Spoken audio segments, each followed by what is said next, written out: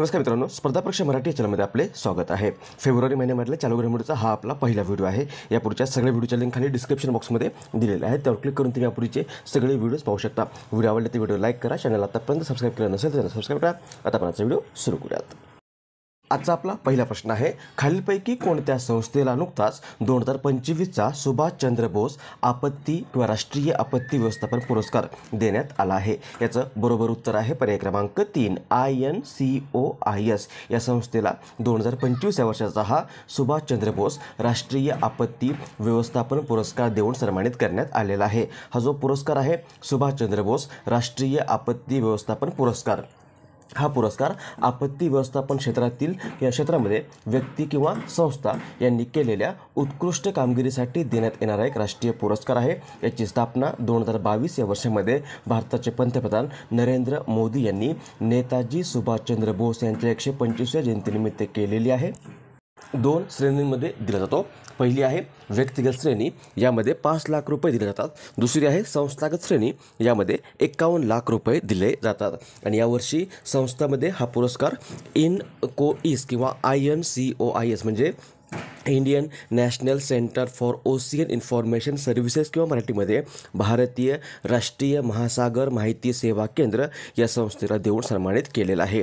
ही INCOIS किंवा Indian national centre for ocean information services he company स्थापन झालेली आहे 3 फेब्रुवारी 1999 या दिवशी, आणि ही भारत सरकारच्या पृथ्वी मंत्रालयाच्या अधिपत्याखालील एक स्वायत्त अशी संस्था आहे। ही संस्था शास्त्रज्ञ, उद्योग जगत, शासकीय कार्यालये, अशासकीय संस्था, सामान्य नागरिक यांना गरजेनुसार महासागराबद्दलची त्यांच्या स्थितीबद्दलची माहिती पुरवण्याचं व सल्ला देण्याचं काम करते। पुढचा प्रश्न आहे, 23वी राष्ट्रीय पॅरा ॲथलेटिक चॅम्पियनशिप 2025 कोठे आयोजित करण्यात येणार आहे? याचं बरोबर उत्तर आहे पर्याय क्रमांक 2 तामिळनाडू। 23वी राष्ट्रीय पॅरा ॲथलेटिक चॅम्पियनशिप 2025 ही स्पर्धा 17 ते 20 फेब्रुवारी 2025 या कालावधीमध्ये तामिळनाडूमध्ये आयोजित करण्यात येणार आहे। आणि या स्पर्धेमध्ये देशभरातील सुमारे 1700पेक्षा जास्त पॅरा ॲथलीट्स सहभागी होणार आहेत। स्पर्धेचा शुभंकर आणि लोगो जो आहे तो चेन्नईमध्ये अनावरित करण्यात आलेला आहे। उत्तर असेल पर्याय क्रमांक 2 तामिळनाडू। तामिळनाडू मॅपमध्ये पाहिलं तर इथे आहे तामिळनाडू, राजधानी आहे चेन्नई, राज्यपाल आहेत RN रवी आणि मुख्यमंत्री आहेत MK स्टॅलिन। पुढचा प्रश्न आहे, भारत ओमान संयुक्त आयोगाची 11वी बैठक नुकतीच खालीलपैकी कोठे संपन्न झाली आहे? याचं बरोबर उत्तर आहे पर्याय क्रमांक 3 मस्कट। भारत ओमान संयुक्त आयोगाची 11वी बैठक जी आहे ती नुकतीच 27 ते 28 जानेवारी 2025 या कालावधीमध्ये ओमानमध्ये मस्कट या ठिकाणी संपन्न झालेली आहे। यामध्ये भारताकडून भारताचे केंद्रीय वाणिज्य व उद्योग मंत्री पियुष गोयल सहभागी झाले होते, आणि यामध्ये दोन्ही देशात व्यापार, गुंतवणूक व जागतिक आर्थिक स्थिती या मुद्द्यांवर विस्तृत अशी चर्चा करण्यात आलेली आहे। उत्तर असेल पर्याय क्रमांक 3 मस्कट। इथे ओमानचा उल्लेख आलेला आहे। मॅपमध्ये पाहिलं तर इथे आहे ओमान, राजधानी आहे मस्कट, सध्या सुलतान आहेत हैतम बिन तारिक आणि चलन आहे ओमानी रियाल।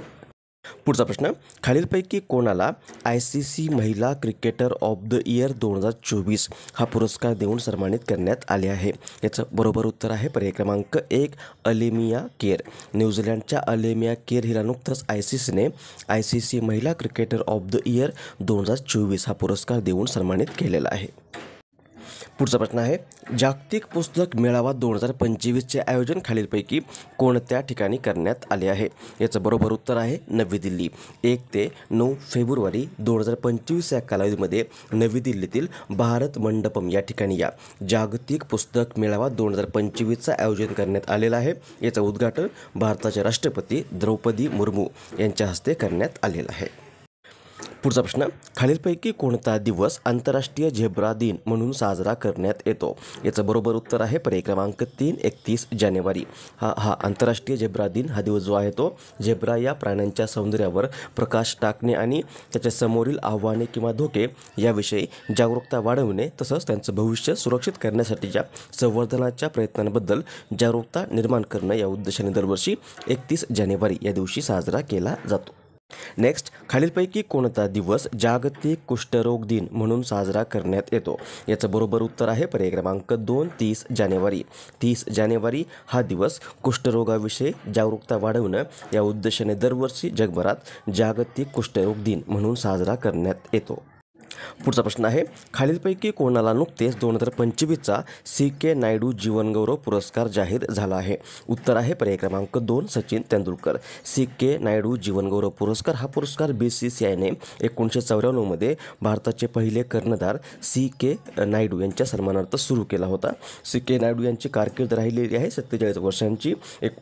1916 ते 1963 या दरम्यान हा एक जागतिक विक्रम देखील आहे आणि यांच्या नावाने देण्यात येणारा हा पुरस्कार आहे CK नायडू जीवनगौरव पुरस्कार. हा पुरस्कार 2025साठी सचिन तेंडुलकरला देऊन सन्मानित केलेला आहे.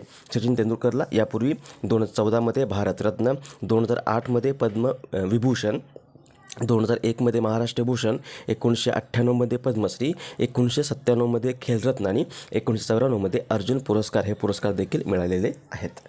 नेक्स्ट, मायकेल मार्टिन यांची नुकतीच कोणत्या देशाच्या पंतप्रधानपदी दुसऱ्यांदा निवड करण्यात आली आहे? उत्तर आहे पर्याय क्रमांक 1 आयर्लंड. हे बघा, हे आहेत मायकेल मार्टिन आणि नुकतंच आयर्लंडच्या संसदेमध्ये झालेल्या मतदानानंतर मायकेल मार्टिन यांची दुसऱ्यांदा आयर्लंडच्या पंतप्रधानपदी निवड झालेली आहे. आयर्लंड मॅपमध्ये पाहिलं तर इथे आहे आयर्लंड, राजधानी आहे डब्लिन, सध्या राष्ट्रपती आहेत मायकल डी हिगिन्स, पंतप्रधान आहेत मायकेल मार्टिन आणि करन्सी आहे युरो. त्यानंतर आजचा प्रश्न, ज्याचं उत्तर तुम्हाला आज खाली कमेंट बॉक्समध्ये द्यायचं आहे. प्रश्न आहे, खालीलपैकी कोणता दिवस भारतात राष्ट्रीय ग्राहक दिन म्हणून साजरा करण्यात येतो? ऑप्शन्स आहेत 24 डिसेंबर, 25 डिसेंबर, 26 डिसेंबर आणि 27 डिसेंबर. याचं बरोबर उत्तर तुम्हाला आज खाली कमेंट बॉक्समध्ये द्यायचं आहे.